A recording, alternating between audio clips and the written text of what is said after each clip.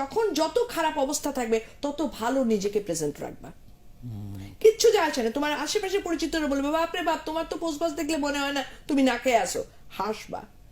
কারণ অনেক সময় না কাছের লোকজন তো জানে যে ঝামেলা আছে, কিন্তু নিজেকে কখনোই দৈনতার সাইনবোর্ড করবা না। হ্যাঁ, নো নো ডাম্প ইট। এবং আমি যখন যত সমস্যা বেশি থাকতো তত বেশি মাঞ্জা দিতাম, তত বেশি ঝকঝকে হয়ে চলতাম। কারণ এটা কিন্তু নিয়ম, এটা কিন্তু নিয়ম। আমরা কিন্তু তেলা মাথায় তেল দিতে পছন্দ করি। আমি যখন একটু, আমার কিন্তু টেনশনে আগামীকালকের ঘুম নাই, কিন্তু আমি কোনো এক জায়গায় গিয়ে মিটিংয়ে বসে এমন ভাব করতেছি মনে হচ্ছে আমি যেন 5 তারকার থেকে খেয়ে আসছি। তাতে কি হচ্ছে, তারা কিন্তু গুরুত্ব দিয়ে শোনে। আমি ভাই কিছু নাই রে ভাই, কালকে খাওয়ার পয়সা নেই, এটা বললে হয়তো বা আমার প্রপোজালও দেখতো না, ওই ফালাই দিত। এটা কিন্তু তোমাদের প্রজন্মকে বলছি। এই জন্য নিজের উপর ওই কনফিডেন্স রাখবা, ফিটফাট থাকবা, কখনোই হতাশাকে সাইনবোর্ড বানাবা না। হতাশা আছে, কষ্ট আছে, সব থাকবে, দেখবেন একজনই, মানুষকে দেখাবা না। সিরিয়াসলি এটা কিন্তু আমি মনে প্রাণে বিশ্বাস করি।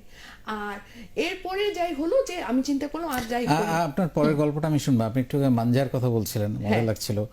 এই মাঞ্জা, আপনি এই কষ্ট না এই কষ্ট, এই সময়টার কোন সময়টাতে আপনি মাঞ্জা মারতে, মানে নায়িকা হতে বা অভিনয় করতে গিয়েছিলেন? এই মাঞ্জাটা এক না, ও অভিনয় তখন আর করি না।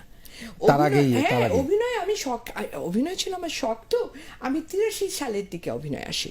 83 সালে আমি প্রথম, না সরি 82 সালের মিডে আমি প্রথম শিরিঘর নাটক করি যুবরাজের সাথে।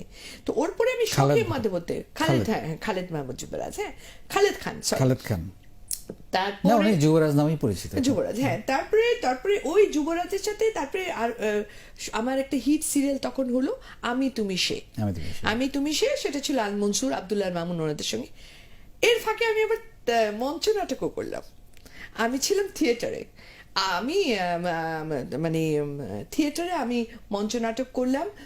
এবং সেই মঞ্চ নাটক আমি আব্দুল্লাহ মামুন, ফেরদৌসী আপা, এদের সাথে কাজ করলাম। এখনো কৃতদাস, সেখানে ওনাদের মেয়ের ক্যারেক্টার করতাম আমি, হ্যাঁ, one of the main character থিয়েটারে। কিন্তু পরবর্তীতে আমার পরপর 2 বছর বাচ্চা সিজারিয়ান হতে না, ওই থিয়েটারে তো অনেক দৌড়াদৌড়ি করতে হয়, নামতে হয়, ড্রপ সিনের সময় আমার একটা, আমি বেশ বড় ধরনের একটা হোঁচটকে ব্যথা পেয়েছিলাম। দেন দ্য ডক্টর সেড যে don't go for this, any time anything can happen. ফলে আর থিয়েটার হলো না। আর নাটকটা শুরু করেছিলাম, করতাম, ভালো টাকা পয়সা পেতাম, কিন্তু ওইটা দিয়ে তোর জীবন চলে না। হ্যাঁ, জীবিকার জন্য সম্ভব না। আমরা বিটিভি তখন ছিল, একটা নাটকের 300-350 টাকা পেতাম। তো বাড়ি ভাড়া চলবে না, করবো আবার কাজের দিকে মন দিতে গেলে নাটকের রিহার্সাল হয় না, তখন তো রিহার্সাল খুব সিরিয়াসলি হতো। তো তারপরেও শখের তোলা শুরু, শখের সঙ্গে মূল্য যায় না। হ্যাঁ, তারপরেও টেনে টুনে করেছি, বাট 87 এর পর আর পারিনি। আর বছর 5 আমি অভিনয় করেছি। 87 এর পরে আর সম্ভব হয়নি।